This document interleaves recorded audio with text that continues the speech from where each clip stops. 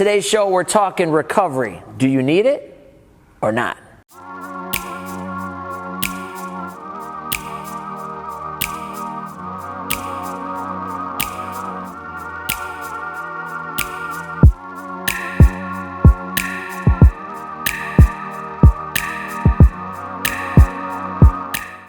Hello, ladies and gentlemen. Welcome to a special episode of Rack Chat. This is our 5th episode of Rack Chat, and we're shooting it on the same day that we just shot 2 other shows because we want to make sure we get you guys enough value and information. Now, today's show is special because we actually went out to the public, to some of the people that are following the podcast and tuning in, and we got some questions from them so we can give you guys a little bit more detailed information based on the needs that you guys have and some of the questions you guys had. Now, today's question is coming from one of my former clients who hasn't been in a while because he moved a little bit further away. His name is Santino Valente.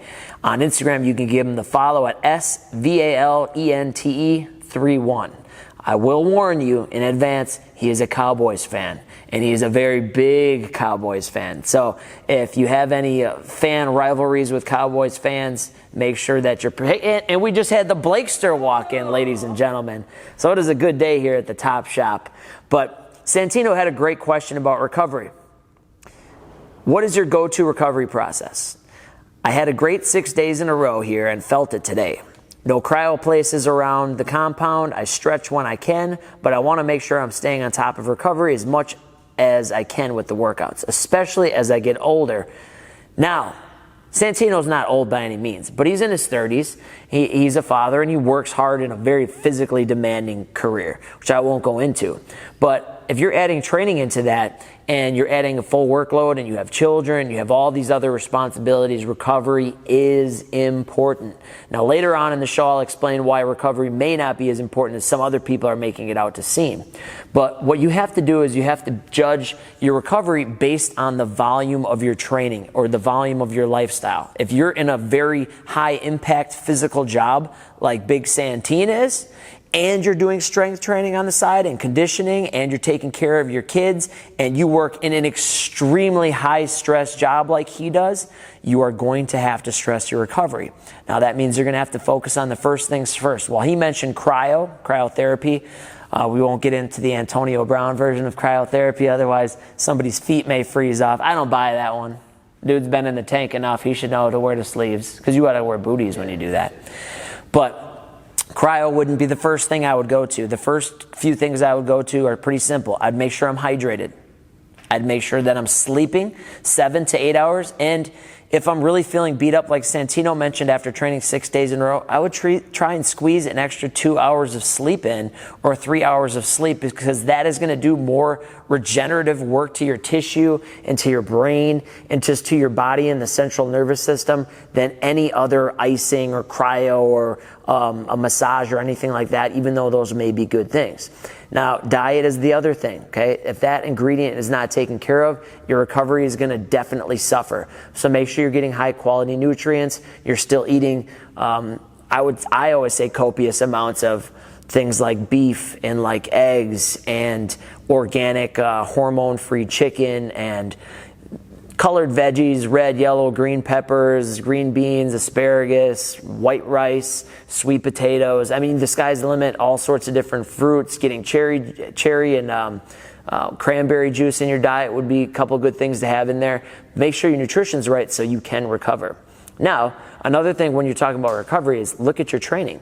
If you are training 6 days and you're feeling beat up and you think that you may be getting a little older, like Santino mentioned in his case, you may have to take one of those 6 days out, okay? Maybe your work and maybe your family life is demanding enough, and maybe you have to back off and see how 5-day training split does for you, okay? A lot of times I see guys continuing to train over and over and over and over again, and they're forgetting that you grow when you sleep. You grow when you rest. So that's like Britt. She don't ever want to take a day off. But what happens is you don't understand that, like anything, you put yourself in the painful situation of training, squatting, benching, deadlifting, or anything that you're doing, and you have to take those days in there like an Olympic athlete, and you have to recover. Olympic athletes approach their training and have their recovery days put in there because they know those are the days where they're going to actually get better and improve. Now, On the flip side of that, you have people who will then lean on that side of the equation more heavily than the training side, and now they're resting more than they're actually training. They're not actually training hard, so recovery is not as important for them. But going back to the actual recovery process, other good things are you should maybe throw some foam rolling in or some tissue work. I always think that going to get tissue work done by a professional would probably be a little bit more beneficial than flailing and farting around on a foam roller, but that's just my opinion. I also believe that a lot of chiropractors and a lot of the, what's the stuff that you guys do sometimes? I think a lot of that's hocus pocus. You know what I mean? Does it work? Nah. I don't know. I always feel like that. I don't know. I'm sure in some situations it does, but movement is always probably the best medicine. Sleep, recovery, rest. The whole poking you with needles things all day. It's painful. I've done it actually. You know what I mean? I always found this weird. Like I had shin splints when I was playing college baseball and fall ball. I don't know why I had shin splints because I was training all summer, playing baseball all summer. But in any event, I had shin splints.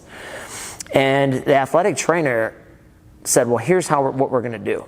She took the little hammer they test your reflexes with your knee. She takes that, and I'm like, okay, what's she going to do with this? She turns the thing sideways. So it's essentially like a band peg, right? So it's essentially like this. She turns it sideways and goes, okay, here's what we're going to do. Lay down, and she starts taking it and digging that, not into any of the muscle tissue, digging it into the bone. Like just starts digging it into this, like this is 2006. I don't think she's advanced as what she should be, but I've got something that I need recovery from to heal up. My shins were so bruised up and battered up. I couldn't practice for like 2 days. I mean, I practiced, but it was limited. Literally my shins, it was probably the dumbest thing that I've ever seen in my entire life. In the history, and she was supposed to be the athletic trainer. Same athletic trainer has also rushed me back from a hamstring tear to where I retore it 2 weeks later playing long toss. So I don't know, the whole professional thing, sometimes I'm a little, I don't know, I think there's better ways. I tore my quad, and like 2 weeks later I'm able to move and start to go through body weight movement. I did my own rehab. I tore my hamstring. After they tried to bring me back too quick, I did my own recovery, and I came back faster and was actually still able to play and stretch out doubles and actually run around and move around. So I don't know. My approach was always movement and rest and sleep and active movement. It wasn't just having people like digging and poking me, and because I don't think they knew what they were doing, to be honest. Did they even seem confident that they knew what they were doing to help you recover? Slightly. Slightly? Yeah. Yeah, they're like, yeah, let me look real quick. Okay, here's what we're gonna do. It's like, dang, dude, turn Google off for just a minute and let's actually trust that you know what you're doing. So recovery is one of those things. Do the things that you can control, and then if you're still not recovering, if you adjust your training schedule and you're getting enough sleep and you're doing some of those things, it might be time to maybe incorporate some of the body tempering, or if they're talking about doing some of that kind of tissue work with a PT or a chiropractor. I'm sure in some situations it works, but a lot of people that chronically use, consistently use the chiropractor or somebody or the deep tissue massage, they always come in and tell me that they're sore and they're injured. So if you're always having to go see them because you're always sore and you're always injured, I feel like you should look at that problem and say maybe there's a different solution instead of just keep doing the same thing. If you keep doing the same thing, it probably ain't going to work. So make sure that you make the adjustment. Recovery could be really important. I think it is important if you're doing it the right way, but don't rest and recover too long. I know people that will take a full 10 days off and say that they're deloading, but their training cycles weren't even hard enough to have to require more than a 2 or 3 day deload. So make sure that you're not resting or recovering too much, because there are plenty of situations where you just need a simple few hours extra sleep, a little bit more water, a little bit better food, and maybe skipping at least one workout out of a 6-day training split might be a little bit of an intelligent move to make. So if you're an athlete out there, or if you're a regular, just a weekend warrior going to the gym, recovery is important, but it's also important to make sure you're just knocking out some of those basic things before you go all extreme and you start to jump in the cryo tank and you're doing, sub-zero water immersion and you're doing all this wild stuff. Just take care of the basics and you should be pretty good, and make sure that you're focused on movement. Movement is going to be the best thing. If your hips are tight, you need to move your hips around a little bit. Tissue work is good, but it's not always exactly what the doctor ordered. So you could probably save the $75-$80 and just move around and do some different mobility drills and do like Joe DeFranco's Agile 8 that you can find on YouTube for free. All sorts of different things out there that you can do. So try some of those things out. Let's see what you think about that, Santino. If any of you guys have any other questions, again, today we're on Rack Chat. We're in one of our favorite racks by our unofficial sponsor, Rogue Fitness. And we're here at the Top Shop trying to help you guys out and give you free information to help you avoid mistakes, wasting money and wasting time in or out of the gym while you're trying to improve your performance. My name is Brett Summers. If you don't know me, I'm a strength and conditioning coach right here in Milwaukee, Wisconsin, coaching thousands of people over the last 10 years. And I'm just trying to make sure I can help you guys out, give you my best information to help you guys out, so you can get to know me, like me, trust me, think I'm okay. Even if you think I'm a little bit of a goof sometimes, maybe you'll be willing to hire me as your trainer or hire me for your son or daughter so I can help them in their athletic career. They can come join the crew here and the culture that we have going at Top Line, which is phenomenal, going into our 11th year next month. It's pretty crazy, 11 years. So make sure you join the ride, guys. We got a lot of good things happening here. Follow us on YouTube if that's where you're seeing it. If you're seeing it on Facebook, make sure you give us the like and drop a comment on the video so we can hear how it helped you or didn't help you, whether you liked it or not. We're always willing to get the feedback and try and make things a little bit better. Our goal is always to help. So if we didn't help you today, sorry about it. It sucks to be you. If you like to listen to this stuff better than watch it, we're on iTunes, we're on Spotify, we're on Anchor. Or is Anchor just the one deal that goes out to everything? No, you can listen to it on Anchor. You can listen to it on, are we on Stitcher? we're on Google Podcasts. We're all over the place.